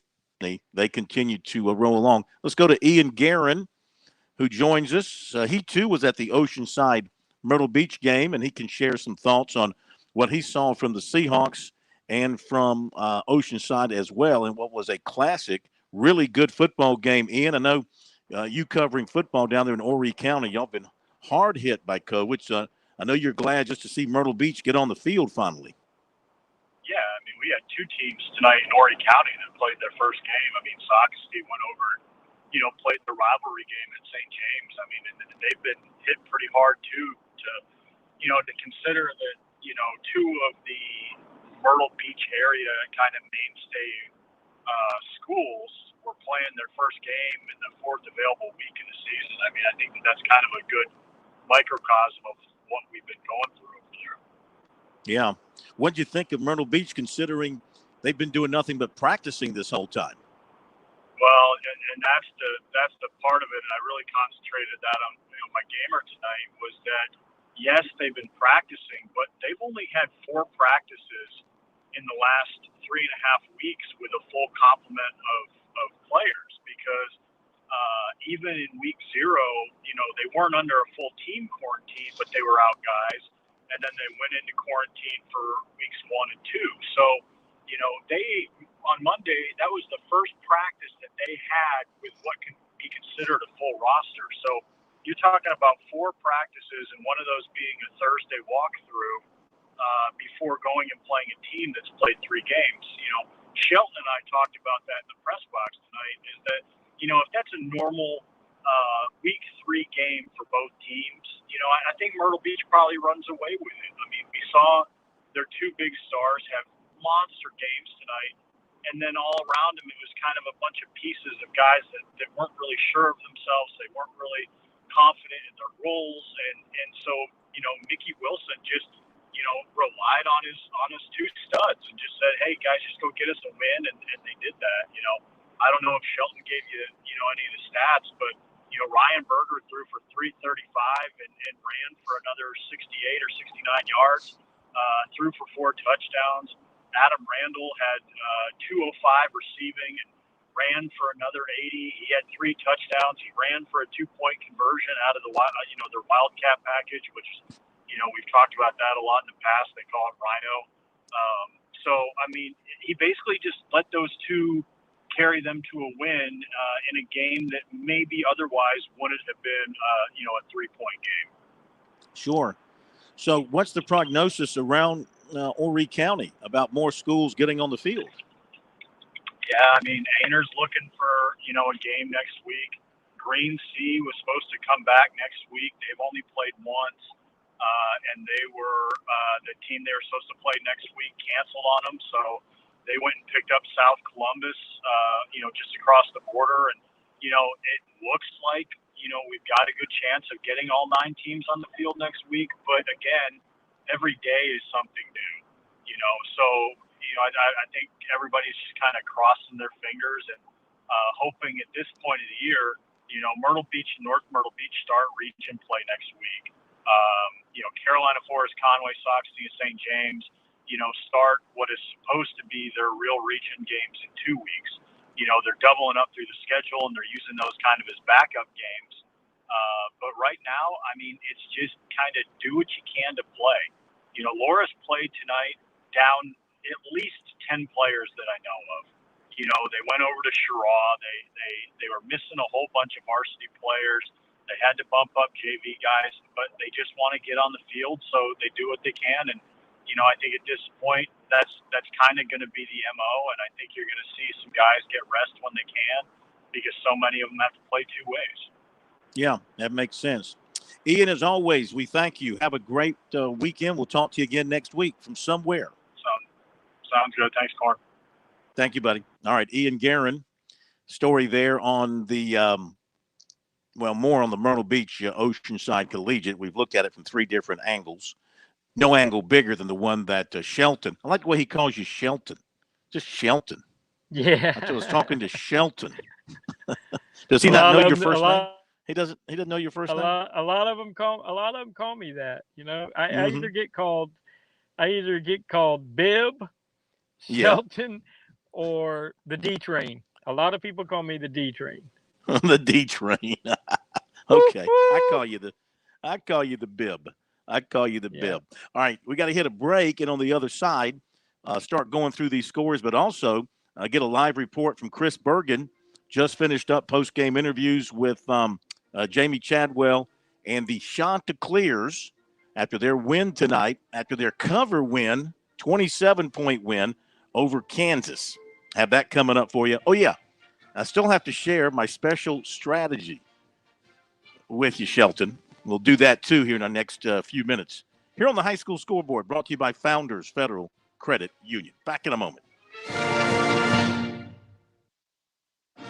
Hi, this is Phil Kornblut, and for me, high school football Friday nights in the Palmetto State are electric. And I want to know how all the teams in the state are doing. For that, I turn to scfootballstats.com. I've used scfootballstats.com for years as a resource, so I have all the scores and schedules right at my fingertips. And so can you. Never hunt for scores, standings, or rankings again. scfootballstats.com delivers weekly updates right to your inbox. Everything from your favorite teams, including Skeeza, all in one place. Fan subscriptions are just $25 for a full season of access. Head over to scfootballstats.com right now for a free trial. That's scfootballstats.com. Relax on and off the field with Founders Federal Credit Union. With services like Founders Online and the Founders app, you'll enjoy all the perks of a big bank with local personalized service. If you're looking for low rates, look to Founders. Not a member? Joining Founders Federal Credit Union is easy. Visit relaxjoinfounders.com or one of our more than 30 office locations to see if you qualify for membership. Services require credit evaluation. Terms and conditions apply. Founders Federal Credit Union is federally insured by NCUA. The Southeastern Institute of Manufacturing and Technology, known as SIMT, is ready to meet your 3D printing, machining, and social media listening needs. Our list of clients includes business and industrial partners from around the state, the nation, and the globe. In addition, we are providing social media listening services to a variety of businesses and educational institutions, from large companies to law firms to small rural school districts. The SIMT also rents space for training, conferences, and trade shows.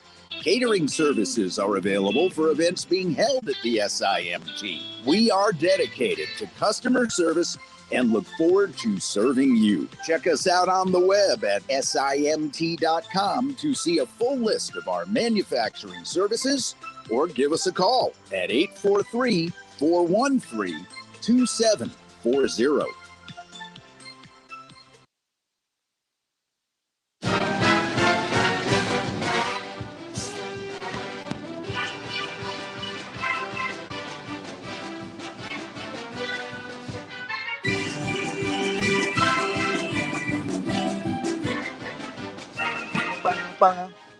Okay, back on the high school football scoreboard. Final minutes on this Friday night. David Shelton from down in Charleston. Pat Daniels back in our Columbia studio. I am in North Carolina for USC ECU tomorrow. And Chris Bergen is in Conway, where he watched Coastal Carolina take care of business. I mean, listen, I wasn't pulling against them, okay? Don't get me wrong. I would have been okay if Kansas had kicked a field goal on that last drive, okay? Coastal gets the win. They cover as well. Pretty impressive performance, Chris. What they had to say afterwards? Phil, I'm not just another pretty face. I am here to provide analysis. Now, if you really want to be mad at somebody, get mad at their head coach, Lance Leipold, for going for two early in the ball game when it was unnecessary. They also had an extra point blocked, so that's the reason Coastal was able to cover.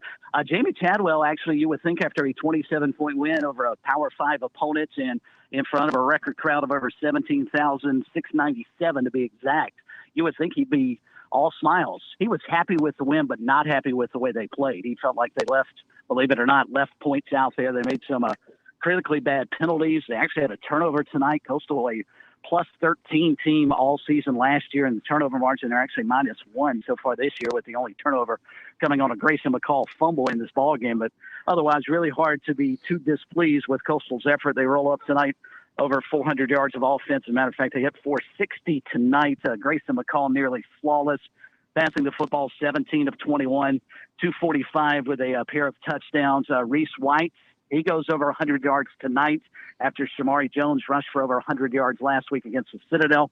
White goes over 100 for his first time in his career, 102 yards with 3 touchdowns. And you also had one of the young players in the defensive front line, Josiah Stewart, with 3 sacks. Actually had 3.5 sacks tonight, which matched a Teron Jackson record here at Coastal Carolina. And, of course, Teron's in the league now. So if you just peel back the stats, I think everybody's happy. But if you peel back the onion a little bit further, Jamie Chadwell said there's still room for improvement, despite the Chanticleers going to 2-0, and they'll be at Buffalo next Saturday for their first Saturday game, believe it or not, of the season. They need a Saturday game. Get back into the flow of normalcy just a little bit. How was the excitement level, the atmosphere? I mean, or is it becoming not humdrum, but is this winning, is it becoming routine to the people there, or are they really energized tonight? They were really energized at the outset. The student section, which is in one end zone and sort of spills over into the home side, it was packed, and they were loud and really impactful in the opening half. But it was interesting because they went to halftime, and this was a relatively close game at the break. It was 22-15 at 28-15 at halftime, and Kansas had scored right before the break, and then they stopped Coastal coming out 3 and out, a rarity for the Coastal offense. They score again to make it 28-22, and you started looking around the crowd, and everybody's sitting on their hands trying to get back involved in the game, and probably the team needed a little momentum, and boom, boom, boom, Coastal scores a couple of touchdowns on Reese White carries and pretty much put the game away, and then salted it away in the fourth quarter when they were able to not only drive down the field and score. Probably their best drive of the game was their final scoring drive of the contest. They went 10 plays, 83 yards, and a sort of patented Jamie Chadwell drive field. They had up 6.5 minutes, pretty much put the game away for the final score total of 49-22. All right, Chris, we'll let you go. You got a long day. Great job. We appreciate it very much. Look forward to being with you Monday night on Sports Talk. We'll talk more about it then. Thank you, sir. And I'm glad to hear David got his phone working. I saw a tweet from him earlier that his phone was a mess. So glad to hear, David, you got all that corrected. It's actually David, not my phone. I'm on my computer. My phone is still not working. From you, though. You do. Hey, listen, if David had to communicate high school football knowledge with smoke signals, it'd still be better than most people can add. All right. So we're glad to have him any way we can get him. Thank you, Chris. Talk to you soon. Yes, sir. Thanks, Phil. Y'all have a good weekend. Thank you. You too, buddy. David, I'm now going to share with you before we get back into the scores. Oh, I can't wait for this. My unique piece of strategy coming off of last night's game with the Cowboys and the Tampa Bay Bucks. And it's only you had to bring that up. You had. Well, it only pertains to if you're playing Brady or maybe Aaron Rodgers. And here's the deal: I'm sick and tired. I am sick and tired of. I'm not sick and tired of it when Rodgers does it, but I'm sick and tired of seeing Tom Brady get a football with a minute or 90 seconds left after the team scores and going down the field and getting a field goal or a touchdown to win. So here's what I'm doing. If I'm the coach of the other team, here's what I'm doing. Say I score, and there's a minute left, a minute 30, and my team scores to go up 7 or something within a field goal range. Okay, I am going to kick an onside kick. I'm going to take the chance of getting the football back and winning the game versus putting the ball in Tom Brady's hands and knowing I'm going to lose. That's what I'm going to do. I'm going to take a chance, a 50-50 chance, maybe not even 50-50. Especially with the new odds. But I'm still going to take the chance. I'm going to give myself a chance to win the game with the onside kick rather than sit back and lose a painful game, a very painful defeat, because everything's against you. Brady, Gronkowski, the way they run their 2-minute penalties against you, the referees swallowing the whistle when it comes to Brady and the Buccaneers, everything's against you in that case. And you say? No way I'm onside kicking. I mean, you gotta take your chance. What I would do is be smarter with my clock management and run the football and make them use their timeouts. Well, they had no timeouts last night. No, when they got the ball back, they had at least one timeout. They didn't I burn thought for all sure three of they their said they timeouts. had no timeouts. No, I'm pretty sure they had one because I Okay. was watching it with my son, and I guess I could be wrong, but I swear we were talking about it. But when Dallas kicked the field goal to go ahead, I was actually of the mindset of try to get the first down and move 3 more downs and then kick a field goal, because my son was like, well, what if you don't get the first down, then they get the ball back, they win. They're going to win anyway because you're going to give the ball back to Tom Brady with a minute and a half to go. So my whole thing was try to get the first down, 3 more plays, then kick a field goal, less Mhm. time on the clock. Anytime Tom Brady has a minute and a half to 2 minutes, it's just amazing how successful they are. Now, they did get a break with the push off, but Mhm. you know what? They probably would have still scored. In my mind, they only needed a field goal. But I thought it was kind of cool, and I said this last year in the Super Bowl, that a Clemson punter was holding for a Carolina kicker. Mm. Because Pinion holds for suck up. Yeah. And so I thought that was pretty neat, even though my team lost. Well, I'll say this: and if PC coach Kevin Kelly is listening, you know what he's thinking? That's a great he's on idea. like, That's yeah, a he's great on like idea. this. Yeah, he is. He's like me. I swear, I go for the gusto, man. I'm not going to Well, let if Brady he gets take to it the down my NFL, throat then and stick it to me. Not going to let it happen. All right, let me hit some scores here real quick, David, and we'll start in the Low Country. Andrew Jackson 34, Battery Creek 20, Buford 38, West Ashley 7, Bluffton 29, Thomas Hayward 22, Goose Creek 49, Wilson 28, McCain Bay 18, James Island 8, Wade Hampton of Hampton 21, May River nothing, or was that 20? Wade Hampton of Hampton won. no, I think it was 21. They scored. Yeah. It must have been 21-20. Yeah, I think it was 21-20. For some reason we have 0 there.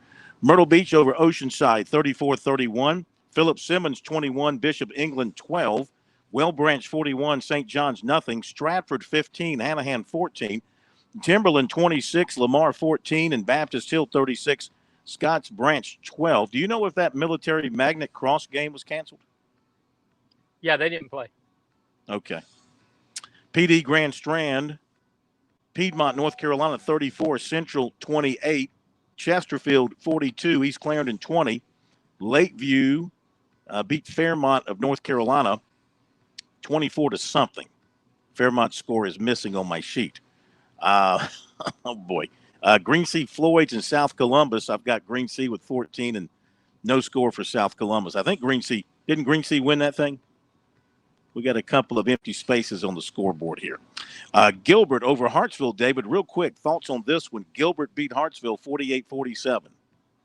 Well, I tell you, Hartsville has lost 3 games, and they've scored a bunch of points. Defensively, they're just struggling. Gilbert's a good football team, but they've lost to May River, Gilbert, and Camden, and given up 40 points in all 3 games. Great Falls over Hemingway, 36-32. Sherrod, 21-6 over Loris. Scotland County of North Carolina, 20. Marlboro County, 16. Blackville Hill to 34. Macby, 16. Lee Central, 28. Mullins, nothing. North Myrtle, 49. Wallace Rose Hill of North Carolina, 36. St. James over Socastee, 37-33. West Florence beat West Brunswick of North Carolina, 41-something. Again, we have I don't know what's going on with my scoreboard here. I know I put these scores in, but they are disappearing from my sheet. I don't know what's happening. AC Flora over Lower Richland, 31-7. Bamberg Earhart, 28. Branchville, 14.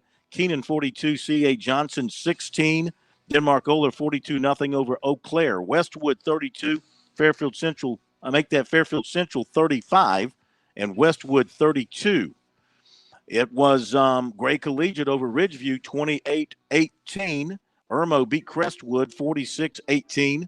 And Camden over Lakewood, we talked about that one, 27-6.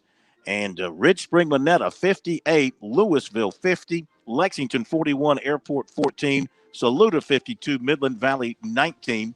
Greenwood 31-7 over North Augusta. Blythewood 14-10 over Richland Northeast. Thank you, David.